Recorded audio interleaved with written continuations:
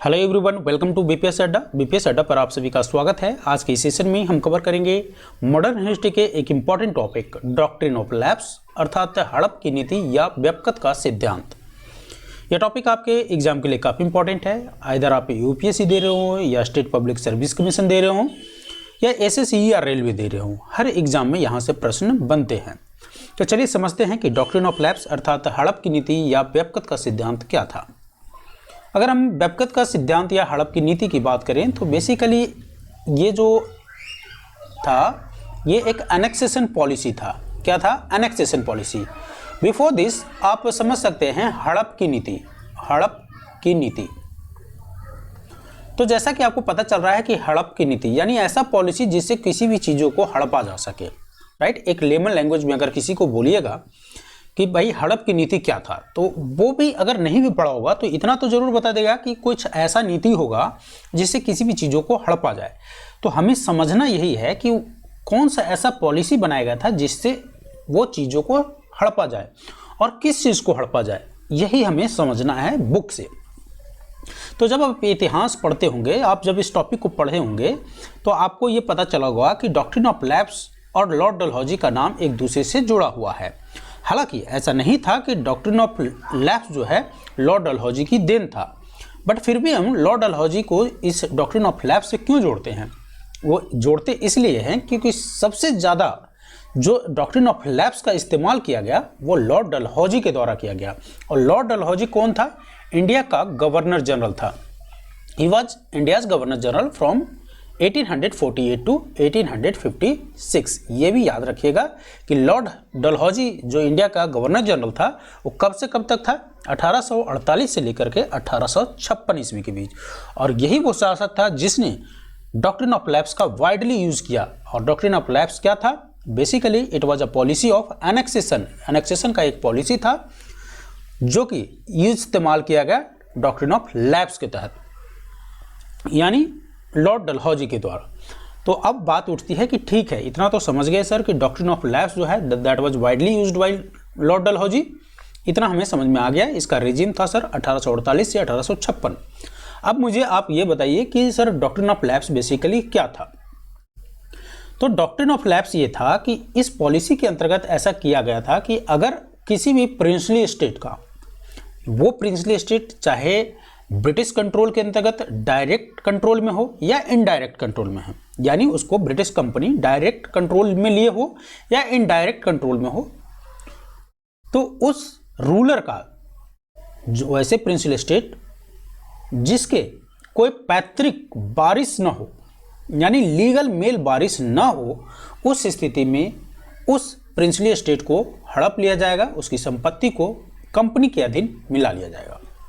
So according to this any princely state, कोई भी princely state जो कि डायरेक्ट या इनडायरेक्ट कंट्रोल के अंदर में हो, किसके? ब्रिटिश कंपनी के, वेयर द रूलर, ध्यान दीजिएगा, the ruler did not have legal male heir, ठीक है, legal male heir and that would be annexed by the company, ठीक है। तो उसको क्या कर लिया जाएगा? अगर पैतृक वारिस न होने की स्थिति में, लीगल मेल पैतृक वारिस न होने की स्थिति में उसको क्या कर लिया जाएगा?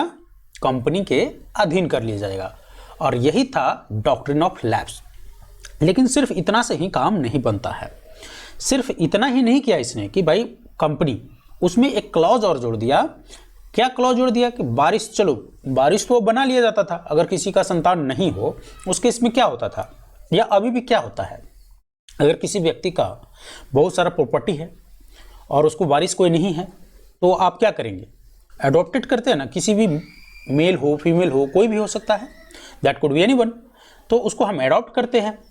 अगर किसी व्यक्ति का संतान नहीं हो तो यही प्रोसेस था पहले। तो उस समय भी there was a concept of adoption, adopted की कंसेप्ट था, बट यही लफड़ा लगाया गया था डॉक्ट्रिन ऑफ लैप्स के तहत। डॉक्ट्रिन ऑफ लैप्स में कहा कि भैया अब अगर आप कोई भी एडॉप्टेड सन अपनाते हैं, कंसेप्ट को, इस कंसेप्ट को अपनाते हैं, किसी को एडॉप्ट करते हैं, तो वो आपका वारिस नहीं बन सकता है, यानी इस स्टेट का वारिस नहीं बन सकता है। इस कंसेप्ट को लाया गया, यानी स्टेट का वारिस बनने के लिए, उस साम्राज्य का वारिस बनने के लिए एक लीगल मेल वारिस होना चाहिए। राइट, यस, बात को समझिए। तो लीगल मेल वारिस नहीं होने के कारण ही आप यहाँ पर देखेंगे कि लीगल मेल वारिस न होने के कारण नाना साहब जो कि एडॉप्टेड सन थे मराठा पेशवा बाजीराव द्वितीय का, उनको क्या कर दिया गया था, टाइटल्स और पेंशन दोनों बंद कर दिए गए थे। ठीक है, तो डॉक्ट्रिन ऑफ लैप्स के तहत एक तो संपत्ति को, साम्राज्य को कंपनी के अधीन लेके चला गया, कंपनी के अधीन तो लेके चला गया, इतना तो चलो ठीक है, लेकिन पहले एक टाइटल दिया जाता था, जैसे पेशवा का टाइटल्स। ठीक है, बाजीराव द्वितीय को पेशवा का टाइटल्स था, तो ये पेशवा का टाइटल्स पहले ट्रांसफरेबल था, तो अब नाना साहब को मिलना चाहिए क्योंकि ये एडॉप्टेड सन थे। बट इस डॉक्ट्रिन ऑफ लैप्स के तहत टाइटल्स को भी हटा दिया। सिर्फ टाइटल्स को ही नहीं हटाया, पेंशन भी बंद कर दिया।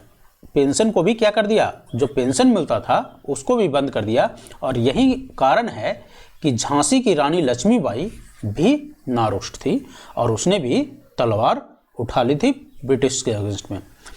तो ये था पूरा रीजन कि any adopted son of the Indian ruler would not be proclaimed as heir to the kingdom.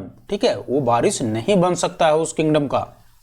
By applying the doctrine of lapse, Lord Dalhousie annexed the state of, कौन कौन से state, Satara, the first princely state that was annexed under the company by the doctrine of lapse, that was Satara. ये question यहाँ से direct formulate होता है, याद रखिएगा इसको। 1848 में पहला जो स्टेट था जिसको मिला लिया गया था हड़प के सिद्धांत या व्यपकत के सिद्धांत के तहत, वो था सतारा। उसके बाद जैतपुर और संबलपुर को मिला लिया गया, तो इसको मिलाया गया 1849 में। फिर भगत, फिर उदयपुर, झांसी, यहाँ देखिए झांसी को याद रखिएगा, झांसी को 1853 में मिला लिया गया। फिर उसके बाद नागपुर को मिला लिया गया। तो बेसिकली ये इस कंसेप्ट के अनुसार, यानी कोई मेल बारिश ना हो, इस कंसेप्ट के अनुसार the Nagpur was the last one two be included. लेकिन रुकता यहीं पर नहीं है, प्रश्न जब पूछेगा कि लास्ट कौन था, तब आंसर आपका हो जाएगा अवध। अब अवध क्यों होगा सर, क्योंकि डॉक्ट्रिन ऑफ लैप्स के तहत भी इसको मिलाया गया था और रीजन लेकिन अलग था। जो इसका ग्राउंड बताया गया था वो ग्राउंड था इंटरनल मिसरूल। तो क्वेश्चन यहां से पूछेगा what was the reason of annexing the Awadh to the East India company, तो आपका आंसर हो जाएगा इंटरनल मिसरूल। ठीक है, तो इसका जो ग्राउंड बना था वो था इंटरनल मिसरूल, और इसको अनेक्स कब किया गया था, ये भी काफ़ी इंपॉर्टेंट है, 7 फरवरी 1856। तो जो क्वेश्चन बनेगा कि which was the last state to be included under British East India company as per doctrine of lapse, तो आंसर क्या हो जाएगा अवध। तो क्वेश्चन आपने देख लिया कि किस तरह के क्वेश्चन पूछा जाएगा। और हाँ, एक चीज़ और मैं बता दूं, जब इतना कुछ होगा तो आपसे क्वेश्चन एक मेंस वगैरह में पूछा जाता है कि ठीक है, what was the effects of doctrine of lapse. Question इस तरह से पूछा देगा, क्वेश्चन इस तरह से बना देगा, what was the doctrine of lapse, या what do you understand by the doctrine of lapse and what was the effect of doctrine of lapse. तो डॉक्ट्रिन ऑफ लैप्स का एक जो सबसे मेजर ये था, कारण था, वो था रिवोल्ट ऑफ 1857। तो जब रिवोल्ट ऑफ 1857 पढ़िएगा तो कंटेम्प्रेरी इशू तो था ही, लेकिन जो जड़ था ना, ये यही था, क्या, डॉक्ट्रिन ऑफ लैप्स, जिसके अंतर्गत सभी स्टेटों को शामिल किया जा रहा था कंपनी के अधीन। सो आई होप यहाँ तक आपको समझ में आया होगा and doctrine of lapse clear होगा आपको। अगर यहाँ से प्रश्न बनता है तो किस तरह का बनता है ये भी आपने देखा।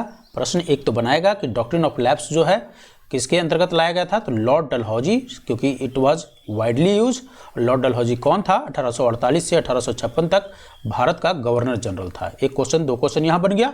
तीसरा, क्या खत्म कर दिया गया था कि कोई मेल वारिस न होने की स्थिति में एक तो संपत्ति को मिला लिया गया था, टाइटल्स खत्म कर दिया गया था, पेंशन खत्म कर दिया गया था।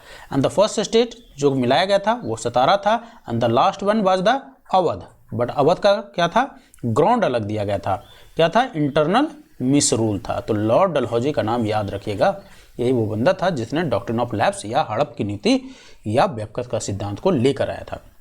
सो आई होप यहाँ तक क्लियर होगा। अगर आपको यहाँ तक क्लियर है तो वीडियो को एक बार लाइक कर दीजिए और अपने दोस्तों को शेयर भी कर दीजिए सो दैट उनको भी फायदा मिले। फिर मिलते हैं एक नए कंसेप्ट के साथ, तब तक धन्यवाद।